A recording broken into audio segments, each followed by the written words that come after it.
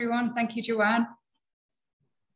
Welcome everyone to today's webinar on building the best marketing dashboards. As Joanne said, my name's Laura. I'm the Chief Effectiveness Officer at Covalent Bonds.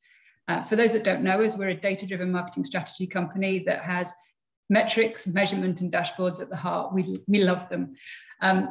We have a rockstar panel today of SAMPS board members. We're going to be representing small, medium, and large companies. I think most of you will know everybody on the call, but a quick introduction. We have Krisi Samatsidou, who's Vice President of Market Development and Customer Experience at Thermo Fisher Scientific, obviously representing the large company here. Andy Butera, who's Executive Director of Marketing and Sales at New England Biolabs, representing the medium-sized company. And Joanne Dimitrakopoulos, who's Global Commercial Marketing Leader at Resolve Biosciences, representing the smaller end. The format today is going to be a little bit different from our usual sessions. We're going to be asking you questions throughout using the polling system about your experience with dashboards, and then opening up the questions to our panelists for discussion. Finally, at the end, I will provide a high-level summary of the steps needed to build a great dashboard. It's such a big topic, as Joanne mentioned. It's probably not going to be possible to cover everything in the hour. So if there's anything that we're not covering or you've got any questions, please shoot us a Q&A. We can try and address them and put them to the panelists as we're going. If there is topics that everybody wants us to cover, we could look at going into a deeper session afterwards, whether that's a deep dive webinar on some of the topics or a workshop. Speaking of which, SAMPS is always looking for volunteers for the organisation and sponsorship of events and webinars. So if you're interested, please contact the team using the details coming up next. Behind the scenes of pulling off these kind of webinars, there's the SAMPS board. And today I really want to say thank you to Joan Boyce, who's on the call managing the back end, and Joanne here for helping us pull this off. We really appreciate it. Before we begin, I'd also like to provide a bit of background on SAMPS. I think most of you know the organisation, but it was established in 2012 as a not-for-profit organisation. The whole aim is to enhance the skill sets of commercial professionals like us so that they can connect and empower sales and marketing individuals to grow, to contribute to their organisation's success, and to also contribute to your own personal and professional growth. To that end, SAMPS hosts a variety of events and activities. Obviously, with the pandemic, we've not been able to host any of the annual conferences this year in the US and Europe, but we've instead transitioned to a series of monthly webinars and virtual networking events.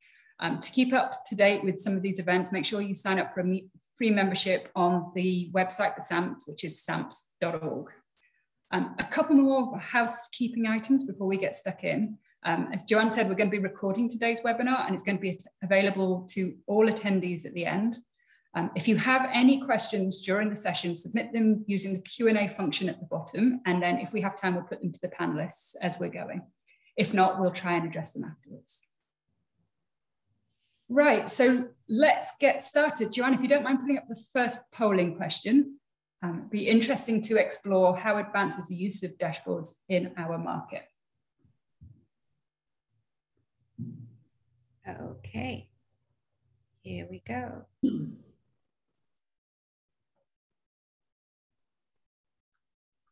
And we'll just leave it, maybe 30 seconds for people to get started. Great. And can everybody see the poll?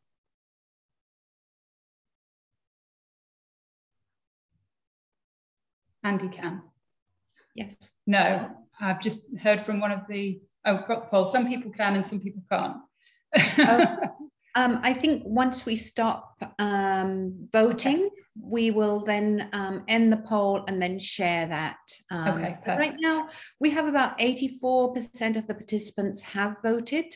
Looks like we've slowed down here. So if you want to vote, your last chance now.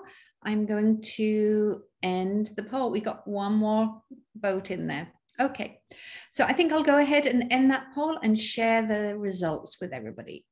Great, thank you. Okay.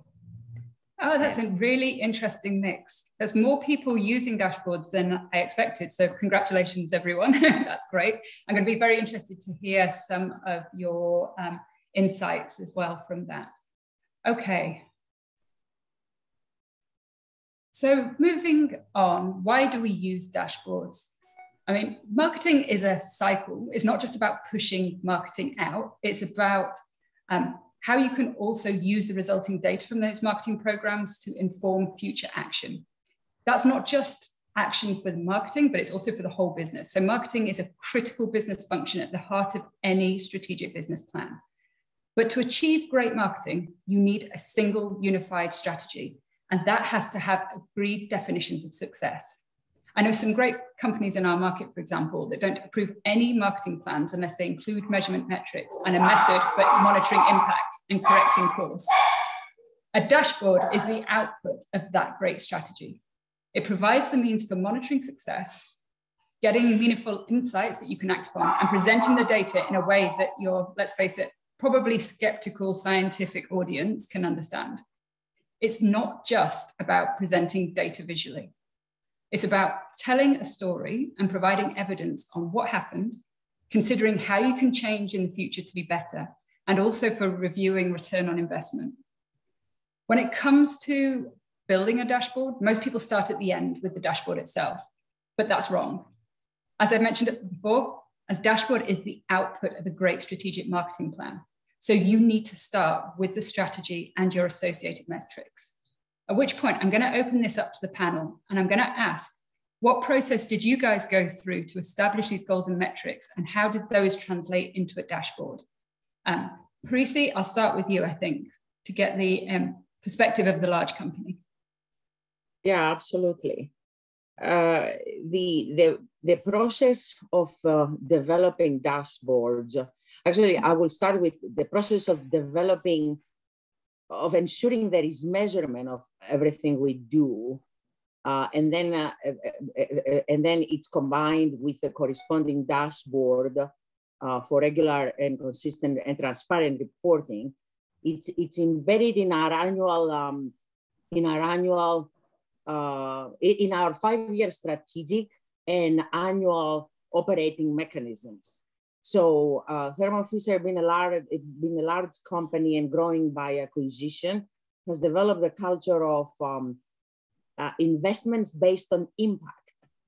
So we have rigorous mechanisms, I should say, to establish obviously 5-year strategic plans which we touch yearly. And then from there, we align our annual operating plans, the departmental and functional goals and objectives. And within each function, like marketing, obviously, for every investment we acquire, we are asking for, we need to ensure we present a business case. And to do that, obviously, to get the funding, we need to have clear path on what we're trying to achieve, how we will measure it, and against what types of targets and benchmarks. So this is the high-level process. Of course, as we grow via acquisition, it doesn't mean that all of our businesses are at the same level of rigor, but that's what we're trying to do. And personally, I have been an evangelist of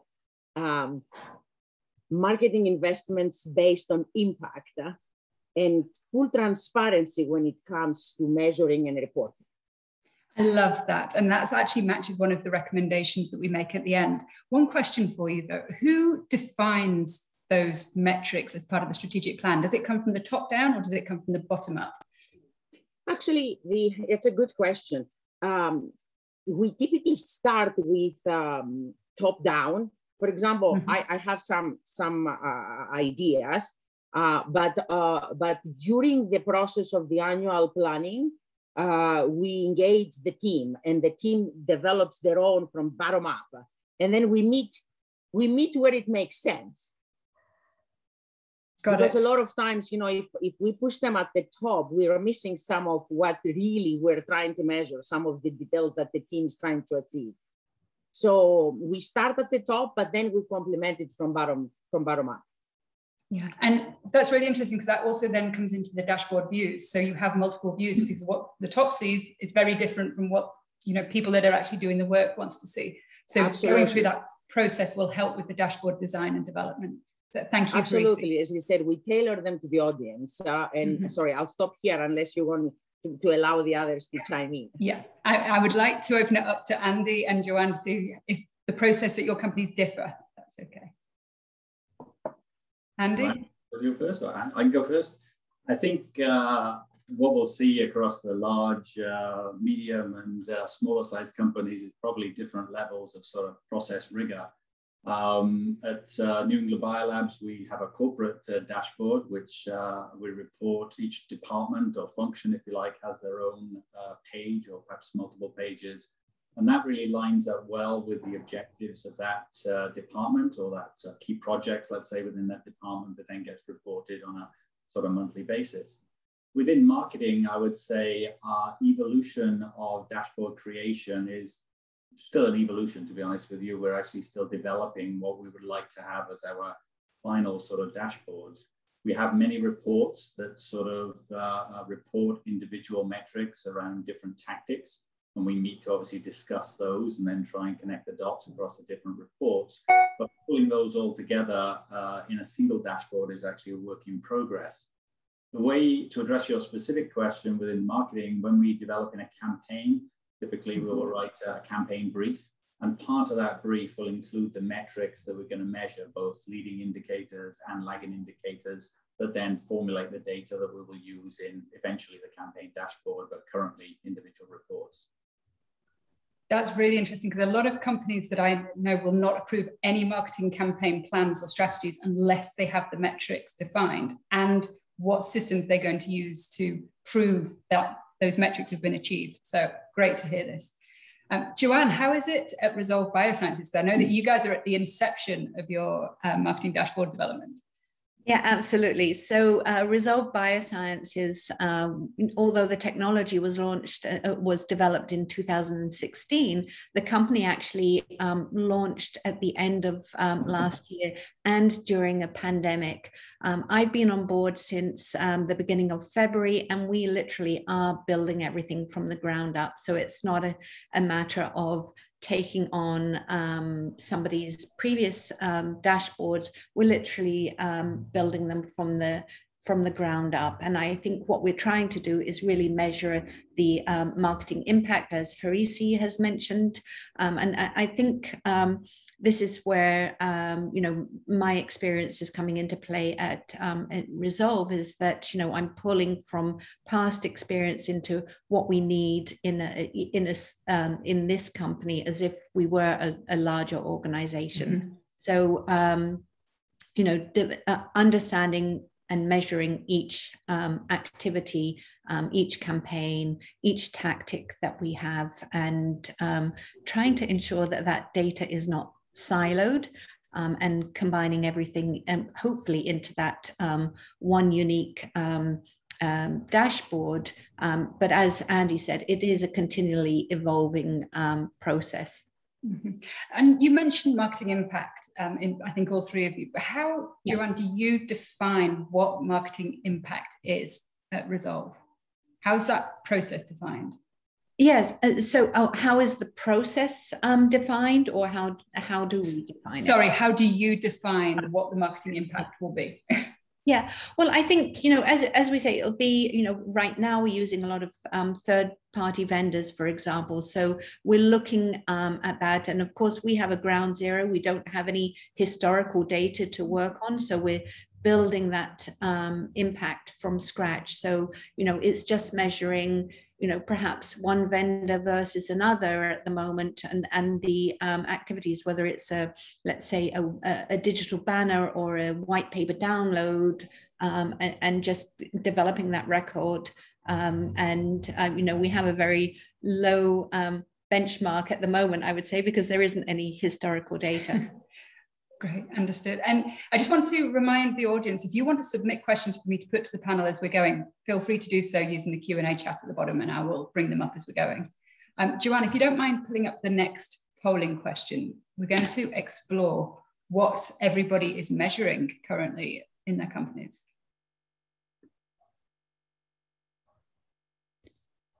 And that would be, what are you measuring? That is, yeah, thank you. Great. Okay, so I have launched that poll, and we'll let that run for about 30 seconds. Great, thank you.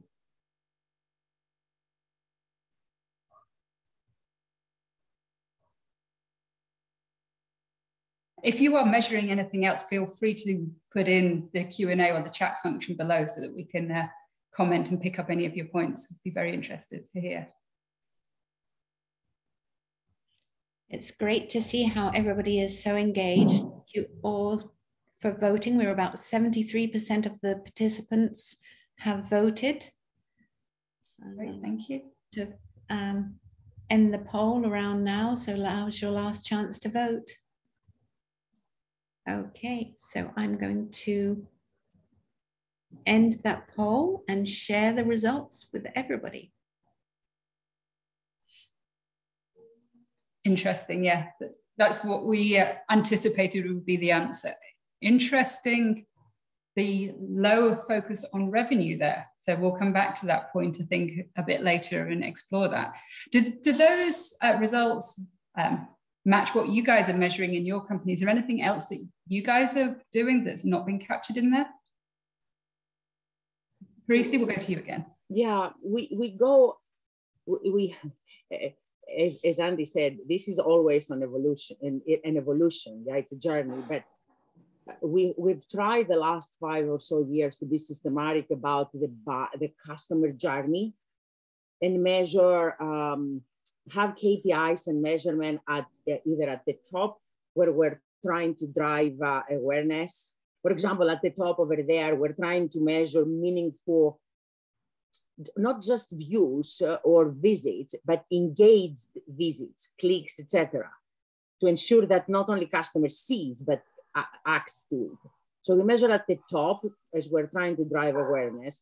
We measure in the middle of the funnel where we typically try to drive demand generation.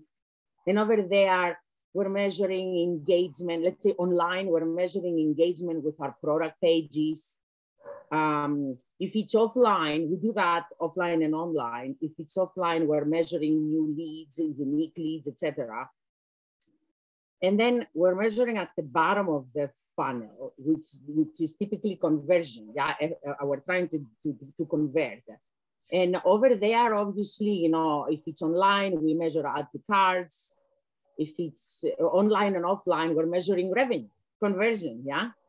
So, so that's the systematic approach, top, middle, and the bottom. But in each step, obviously, it seems like we're all measuring similar types of KPIs and metrics. A question, and this was something that came up in a conversation I was having the other day, where somebody suggested that we're all missing measuring one critical KPI, which is what's not working. So what we're looking at right now is what is working, but nobody is saying, okay, how did people fall out of the funnel? How do you measure that? And do you measure that at Thermo? To be honest, if we measure the ones you already mentioned, that we get indicators immediately if certain channels that we're using, certain media, certain tactics are not working. So from that, I kind of indirectly answering your question.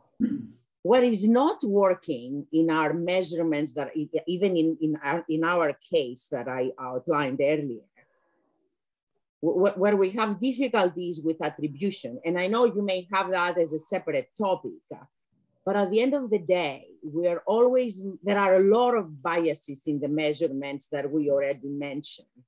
And to bypass them, you have to have some.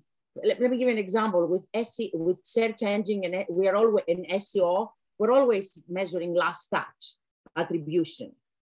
So, and we know that's not working.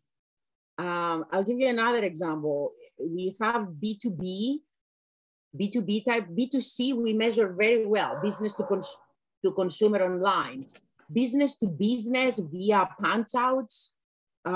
It's very hard it's a black hole. So it's very, very hard to measure and get meaningful inputs back.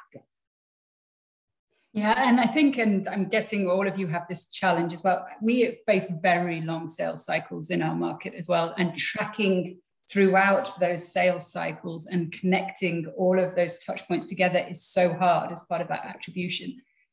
Any comments from any of you about how that's addressed at your companies? I think it's a great point. I mean, the reality is, as we all know, the buying journey isn't linear. You know, it's a series of cycles that customers go through depending on their needs and where they are in addressing those needs. I also think the reality is there's the old adage that I don't know who said this years and years ago, but you had to see an advert, a print advert or a television advert 7 times before you took any action. I think it's the same with all the different marketing tactics we have today.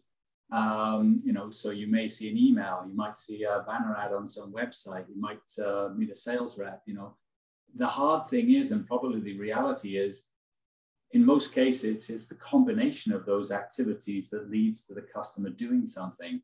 You know, it's really hard to say, and it does happen occasionally, but, you know, somebody had an email and automatically they bought a product just based on that single email, you know, so that makes, you know, some of the decisions of what not to do going forward particularly difficult. And I think the reality is, if you go back a decade, maybe longer, and look at the number of tactics in the marketing mix, it was much smaller, and we've added and we've added and we've added, so that the marketing mix is actually much larger now, which means measuring and developing dashboards is obviously more complicated. But there are certain things where you have to take the risk and say, I'm not going to do this for this campaign, or I'm not going to do that, and measure what the impact is.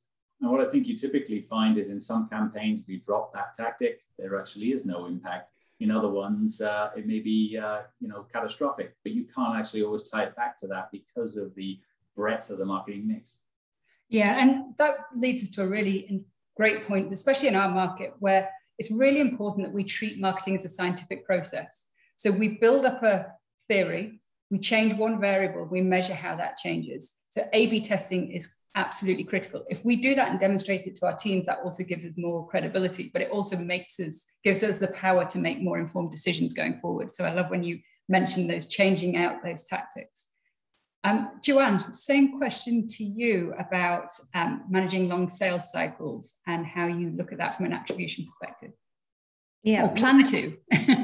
Exactly. So I think that's the other thing, and we're just defining that sales cycle at the moment. So it is a learning process and sort of you know, flying that aeroplane while we're still building it. So you know, we are tracking everything as best we can to really understand, you know, those touch points and what it is that drives the customer to reach out to us, or what it is that drives them to our website and then eventually reach out to us. So you know, I can't talk about the you know, the sales cycle, because we are just defining that, because we're also building processes as well. And so you know, everything is you know, new, yeah, and needing to be built from the ground up. So it's being able to take what we've learned from other companies into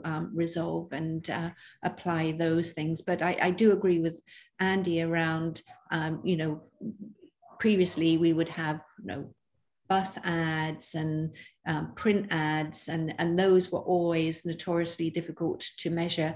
I think digital marketing has enabled us to measure more things, but it's also created a lot of data that we really need to sift through and define what are the best tactics. And, you know, to your point that yes, it is like a scientific experiment. You might try one tactic combined with several others, and which one is the one that's actually driving that traffic. So yeah, it's an ongoing process, and I think digital marketing has been great. It allows us to measure many more things, but there are still aspects that it is still quite difficult to connect those dots. Yeah, and we're going to dig into that in a little bit more detail. But one thing to comment and pick up on Parisi's point about the customer journey is building a great dashboard also gives you oversight of that customer journey. And you can start to see all the different touch points across all the different platforms. And having an independent dashboard that's separate from one that's reported in your CRM, for example, or one in your marketing automation system, brings all of that data together and all those touch points together. And if you build a story that you can then read that data, it can tell you that customer journey and those touch points. Then over time, you can get an average of roughly how many touch points that that would typically convert. And then you can start to look at a W-shaped sort of attribution model, where you look at what's the first touch point, what's the middle touch point in that, and then what's the final last touch before the sale. And then you can start putting attribution across that. But again, that's further down the line. But once you have the data and it's being normalized and reported in a way that you can do, all of this starts to become clear, but it has to be planned into the strategic planning of the dashboard up front. It's very hard to reverse engineer it in. We're having a couple of great questions in that. I'm going to ask before we move on, what fraction of your budget are you comfortable allocating to activities that are difficult to measure? And I'm going to, just before that, I don't know whether you guys have seen the data that's come out about a month ago of the average marketing spend of companies is around between 11 and 13% of revenues is spent by large companies on marketing. There is a lot more data that breaks down on how that's reported. And if you want me to send that data to you guys afterwards, just let me know. I'm happy to pull that out. But Tracy, I'm going to put that question to you about budgets to difficult to measure tactics. Yeah, that's a great question. And obviously, we're still trying to measure. I'll make it specific. Brand awareness. This is a difficult one to measure. And I'm very passionate about it. And I always engage the organization, some kind of primary research, whatever is the right way to do it. But it's expensive and it takes time. So the bulk of our revenue, the budget goes into demand generation, because it's a game we play, correct? We're trying to demonstrate results. It's a balance, I should say. We're trying to demonstrate tangible results so that we will continue to get funding for the marketing department and make sure we have the seat at the table, correct? Mm-hmm. So I typically play this, anywhere 60 to 70, or maybe sometimes depending on the year, 80% goes into tactics and investments that we know will get, we're expecting good return. And then the difficult to measure fall into the 20 to 30% category. Yeah, it's interesting because often the difficult to measure are the things that are really important to the C-suite, but they can't define that. So I have heard so many CEOs going, I don't care about PR, scrap that budget. Yeah. And then you'll hear them say, but how am I standing up against my major competitors? Have I got better share of voice? And how do you measure that? And one of the things that's really important is to define a proxy measure for PR. So looking at share of voice could be putting a media quality score, for example, to the coverage that's being obtained. So you define in advance what a good piece of media coverage is. You can put a score to it and then you can present it. So it's always about how do you quantify and give those metrics on top, but again, define in advance what that looks like. And then you can put budgets to it according to those things. But you have to define up front what's important to all of your stakeholders to know that, to be able to do it. And Laura, sorry, one last comment. I totally agree with what you said. It's all about knowing what you're trying to do and put the appropriate proxies. And this needs to be complemented with a lot of education back into the office and all the way to the C-suite, as you said. We shouldn't assume as marketers. I found that the hard way that, it was expected, that I will need my budget because I can achieve X, Y, and Z. But I found education of all the stakeholders is a key one in this process. Absolutely. It's an issue of change management. Yeah. I think including them in the strategy development and defining the metrics up front engages them in the ultimate dashboard at the end, and they're more likely to use it as well. Absolutely. Andy, I'd like to ask you about how you allocate your budget to the different tactics, especially the harder to measure ones. Sure. I don't know the exact percentages, but my gut feel is it's similar to the sort of ratios that Arisi was mentioning, 30, 70. That sort of ratio. I think for me, I think, marketing's role, in terms of selling upwards has to be to convince senior management of the importance of the brand. And to be honest, you are right. There are ways you can try and measure that, but you can't measure those on a daily basis, and not accurate anyway. And it just, to me, is a cost of doing business, to be honest with you. Mm-hmm. Once you've actually built up a reputation for your brand and your brand values, it makes launching new products so much easier. If maybe Joanne can comment on this from a new company's perspective, but when you launch a product, two companies launch the same product, and one is a company somebody's heard of and somebody hasn't heard of the other company, chances are they'll test the company that they know first, just because science is like that. Scientists like to have familiarity with sort of brands and things they use, and therefore that investment is a longer term investment than just trying to measure, did that print ad, that corporate print ad have X views or whatever.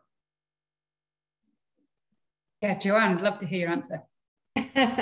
I know I have so many thoughts going through my head right now. Yes, I definitely that brand awareness. How do you measure that brand awareness? I think that's something that we discussed, in one of our sessions as we were practicing for this webinar.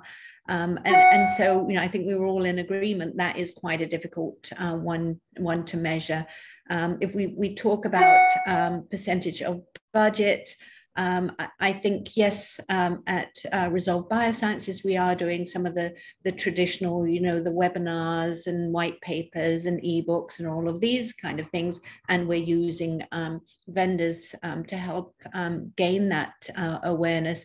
But then there is that struggle of, making sure that, if you're co-branding something, and you've got a startup company, you really need your brand to come out strong. And that's something that we're dealing with at the moment. And then you just, need to try some things that are really outside of the box. And, I think, yes, you might not be able to justify revenue for, let's say, some tactics that you can't measure that revenue effectively. But what about things that are completely new and out of the wall or out of the box thinking? How do you justify that? I think a lot of it, in some regards, you have to get that buy-in from the C-suite. Mm-hmm. Yeah, absolutely. And a great comment from one of our attendees was that SEO and web traffic are great indicators for brand recognition. And that's a very good point. That's one thing that we monitor for all of our clients is certainly with your search rankings and the keywords is what percentage is branded and what's non-branded, and how can you see that changing over time? So you can measure if people know the company are coming in to your website because they actively already know you and have searched for you, or whether they've come in through, a random application search, for example. And it's a great way to measure it. We did a study for one of our clients recently across all of their major competitors to see what the split was. It was also very interesting because you can also see the strategies of the different companies. So Waters, for example, predominantly their traffic to their website was branded. And so everybody knew Waters and were coming in to find them. Whereas I believe it was Agilent only had 20% was branded, and the rest, it was Bruker, it was 20% branded and 80% non-branded. And you can look at that and compare and look at those different strategies and how they work. Which leads me on to one of the other questions that's come in. What industry benchmarks do you guys use to help, compare against what's going on outside of your companies? Is there a resource that you go to regularly? Joanne, I'll start with you. Sorry. I'm writing my notes. Okay, so because I think also, you know, this is a great learning experience as well, and hearing other people's thoughts on what they're doing. But I think, you know, one of the ways that we are measuring, and I hate calling out brand names and things, but I think SEMrush is a great tool to help you see, you know, how you're stacking up against your competitors. Absolutely. Andy, do you have any industry benchmarks that you use at NEB? So we're part of Gartner, so we definitely have data from them, albeit not within life science specifically. We can actually look at similar size companies and in B2B, B2B2C sort of comparison. So that definitely gives us some higher level benchmarks. You know, as was highlighted, you can obviously look at what activities competitors are doing, you know, but the granularity isn't there to you know, so, you know, if you look at email or something like that, is the email open rate for our specific industry exactly the same as, you know, B2B companies as a whole? You know, I don't know exactly that. You can draw some assumptions. So I think we have some higher level comparatives, but not necessarily ones that are very specific to our industry. Okay, and Teresa, you were nodding, so I'm assuming you have the same. Is there more? Very similar to Andy. We participate in all sorts of associations, organizations where we get data, but they are high level, as Andy said.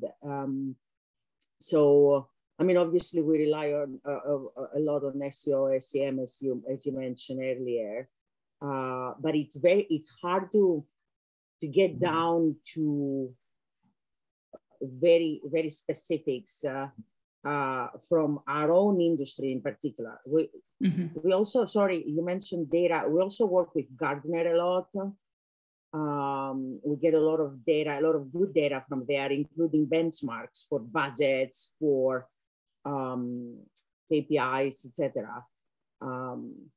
But if you are trying to also assess how you perform versus your own competitors, let's say, it's getting harder and harder. Yeah, absolutely. Sorry, Andy. I said it might be an interesting role that SAMPS could play, maybe across the life sciences, to garner this sort of information. Yeah. But even then, it is difficult. Maybe you can comment on the Risi, but you know, obviously within Thermo, there are many different divisions, you know, and the data may not even be, you know, one division might be doing much better than another one for whatever reason. So it's not always, you know, if you look at an aggregate across a company, it's not always necessarily. Absolutely. Absolutely. Yeah, and that is one of the challenges that most of our clients have, because they are positioned against one division of Thermo, for example, and segmenting that out and comparing the data is incredibly hard. With tools like SEMrush that Joanne mentioned, you can do that. You can put subdomains in as a subfolder and be able to segment. But again, you're not comparing like with like, because you know you're dealing with a whole backlog of brand awareness that's coming with the bigger companies. So there's a lot of things to bear in mind. But again, let's plan it in advance. And the more you plan in advance and collect the data and design it in, the better that you can do this. And we're getting some love on the channel about, yes, please, with SAMPS, collect that aggregate data. We'd love it. So I think that's something we should consider. Okay, Joanne, if we wouldn't mind putting up the next question is, what do you want to measure but can't? And we've touched on this quickly, so we'll probably move on quite quickly, but I'm interested in getting people's responses. Okay, then it started. Wonderful, thank you. And while we do that, I'm going to just throw out, because we touched on this before, but I'm not sure that we actually came down to a final answer. How do you measure your offline tactics, such as events and PR, and do you integrate those into your database? Dashboard, not database. I'm going to throw that, Andy, to you, because I can see Joanne's running the poll right now. So, sure. Events, when we used to run those things, you know, I can't do it for a long while, or started to and then stopped again. Certainly, we have processes for collecting, you know, leads at trade shows and things of that nature, and prioritizing those leads and then funneling those, in our case, into our CRM, Salesforce. So then, you know, you can build obviously an opportunity pipeline from. So those, I'm not sure necessarily always get captured in a dashboard as we're describing here, but we have a process to capture those. PR for us is probably harder, probably falls in that bucket of activities that we feel they have to do to support your brand and communicate often corporate level activities. So those I'm not sure we obviously track numbers of press releases released and numbers of views, but I'm not sure those necessarily flow into a sort of pipeline that ends up in, it's easier to track into sales, let's say, sales. Okay. And Hrisi, same question to you. The same for, actually, my answer is almost identical to, to Andy, so not to waste our time here, but we definitely incorporate all of these offline, if you wish, the impact of these offline activities to our dashboard, mostly in the form of leads. Yeah. Okay, and we are running perilously close to the end of the time. We haven't even started talking about building a dashboard yet, but this panel discussion is great. So first of all, Joanne, do you want to just share the results? I will, and I'll just make a comment about, I'm sure everybody else is using them, the UTMs, the tracking codes, which tie into your Google Analytics. So whenever we do press releases or anything like that, we try and associate one specific to each activity. Yes, great point. Thank you. Should have made that earlier. So anyway, here are the results from what do you want to measure but can't?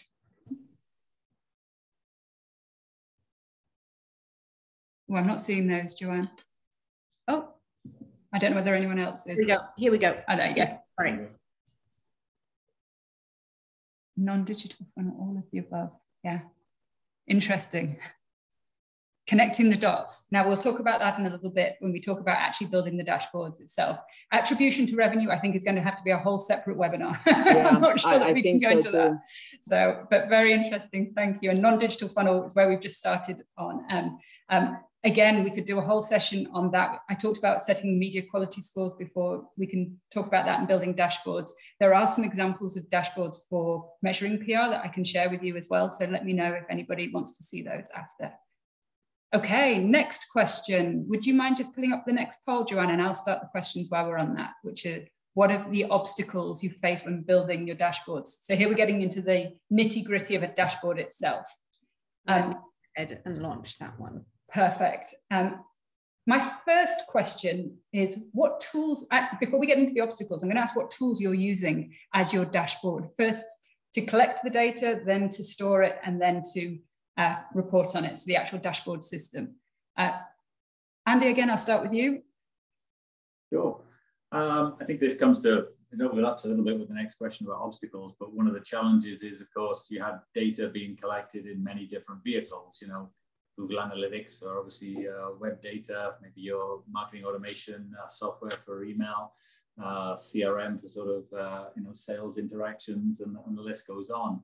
And as you all know, all that data is in different formats. So the direction we're going is how can we pool that data into a common repository that basically allows us then to actually pull it into one common reporting or dashboard vehicle. We've settled on Tableau as our sort of reporting vehicle, and that's therefore what we're using also to creation of dashboards, but there's many alternatives for that. But I think that the key is, you've got all these different formats, you have to put them into a common format that allows you to report on them. And then, of course, the key of dashboards is how to connect the dots across the different data sources. Okay, thank you. And Hrisi, Andy mentioned Tableau and a number of his MarTech tools. What specifically are you guys using as your dashboard reporting tool? As the reporting tool, it depends on the audience. Okay, interesting. But for the base tool, we're using Tableau, but recently we're using more Power BI. For visualization purposes. And then depending, obviously we roll this up. Typically our departments are using a lot of these tools, Tableau and Power BI. The search department, as an example, or social, etc. And then frankly, when we roll up and as more we go towards the executive level, we're using even Excel and PowerPoint for distilling our dashboards down to easy to comprehend, single pages. Yeah, we see that a lot. Separate reports needed for CEOs that just quickly tell the story in one. Yeah, completely agree. Joanne, as a smaller company with probably smaller budgets, what are you guys planning on using for your visualizations? Yeah, so I'm again, like Andy, right now, everything's sort of siloed as we've got our Google Analytics, our marketing automation, and our CRM, and we're just evaluating now, how to tie that all together. Mm-hmm. Okay, perfect. We're not there yet. Okay. Could we see the results of the polls as well? Sorry, Prissy, carry on. Sorry, Laura, for the offline funnel, we're using obviously Salesforce.com, these type of tools. Mm-hmm. Even for marketing. Okay, thank you. Interesting spread again of the results from the poll. All of the above, they're all very common challenges. And we're going to dig into those a little bit. I think I'm going to start with the siloed data because I know that that's one that everybody comes across, especially in bigger companies, because you're not just looking across different tools, you're looking across different divisions and different gatekeepers or people that actually have locked the gates and do not want to give you the keys. So how have you overcome some of those challenges? Prissy, I'm going to start with you because I'm imagining this is quite challenging in Thermo. So I'd like to, with the size of the company. The size and also the business model of the company to grow via acquisitions for years. As you can tell, no matter how much you integrate these businesses, there was a lot of siloing of data, all the way from customer to product to marketing and sales data. So about 5 years ago, as a company, we decided to digitize the company, if you wish. And as part of that effort, and this is where that's maybe a difference of a large company versus a smaller size companies.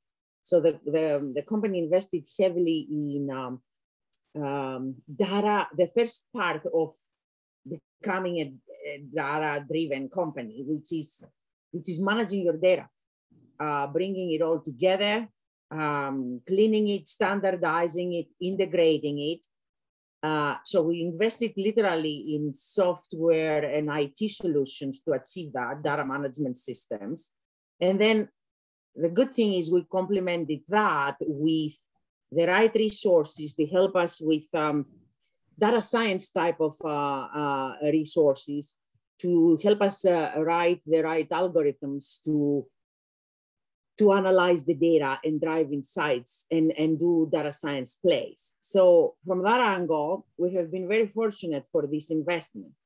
However, with that said, it takes time and effort for all the, as you said, these big companies are, sometimes they're a collection of many small companies. And until you achieve full integration, which may never happen realistically, certain divisions, they are still operating in these silos and trying to manage their data in a similar fashion, like maybe even smaller companies or medium-sized companies. So a lot of big investments, but still there is issues with data integration.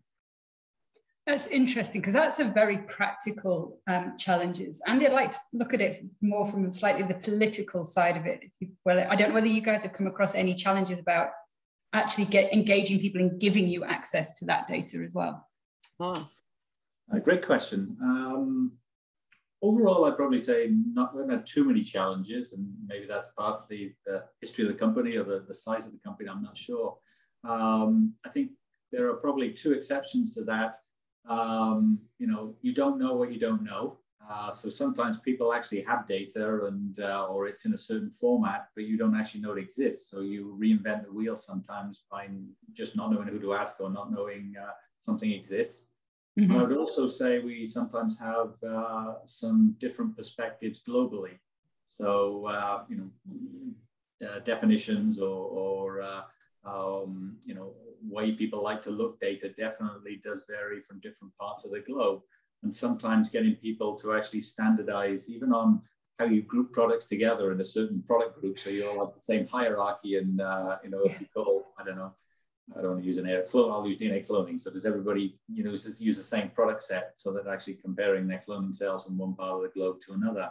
So there's challenges like that that have existed, probably more so than getting agreement on what data is out there. Okay, great. And Joanne, as a smaller company, are you still finding challenges with data silo? There is an issue with data silo, but not for the reasons of not being able to share that information. So I do have access to our marketing automation and our CRM and the Google Analytics. So we do get that overall picture. We just have to bring it together. I think, you know, one of the things that we do have an issue with, you know, our headquarters are based in Germany. We also have a corporation here in the United States as well, in San Jose. And so there is a data sharing issue between international international branches of the company. So that's where the silo aspect comes into it. But you know, we're working through that, which is again one of the reasons why you know, we haven't tied all of our data together yet, because you know, we're building it and there are legal implications. Wonderful. I'm just going to pause things for a second because we are well over time and we've still got so many topics to cover. So I'm going to not present the roadmap to a dashboard. If people want to just pop in the Q&A, if they would like us to set up a webinar to go through the remaining questions in the roadmap, we can do that. Or if you'd just like us to send you the slides, we can also do that. But if you could just let us know. And then I'm just going to carry on this conversation, I think, until the top of the hour because it's so useful. But we haven't got into the nuts and bolts yet of actually how to do this. So I'm very aware of that. And I apologize, we've not been able to get that into this session. Joanne, you started to touch on a topic there, and we haven't talked anything about the legal implications of data, where it sits, where it's housed, and also that in the context of privacy laws, GDPR, CCPA. How have you guys approached that? Joanne, I'm going to start with you because you started to talk about that, please. Yeah, so I have to be very careful, of course, what I do close. But I think, you know, of course, engaging with the legal counsel to help us through these processes. But definitely, because we are headquartered in Germany, we really do have to abide by the GDPR, very strict. Although we are a startup company, so of course the fine, so to speak, would be less than if it were Thermo Fisher that were going down the same course. But yeah, I unfortunately cannot disclose too much about that, because it's something that we're working through right now with our legal counsel, not only in the US but also in Germany. Understood. Thank you. And Tracy and Andy, any other comments about how to handle that challenge? We fully comply.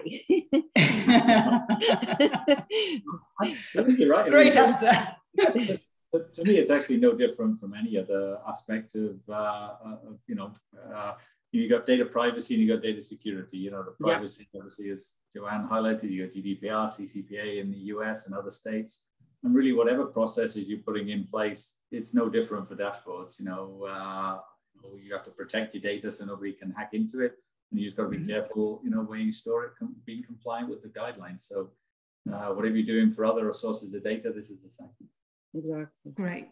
Thank you. So the overwhelming response is please put on another webinar and please send all the resources.